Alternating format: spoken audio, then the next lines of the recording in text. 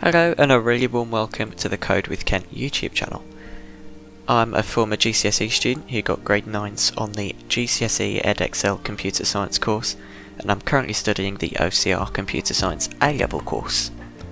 This channel was set up to provide students from not only my school but other schools as well with useful revision for programming and also some theory content as well. All of the videos on my channel are taught from the exam board specification and using past paper mark schemes.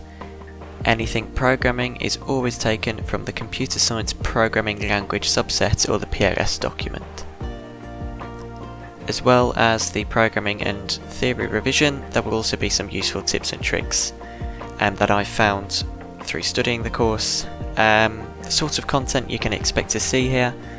There'll be things like past paper walkthroughs where I talk through the exam paper as I'm answering it and talk you through sort of the ways I remember the different pieces of content. There'll also be some worksheets, quizzes and things like that. Thank you very much for choosing to have a look, and I hope these videos are helpful. If you have any questions, feel free to send me an email, which you can find on the channel's about page, or add a comment onto one of the videos and I'll be sure to reply to you.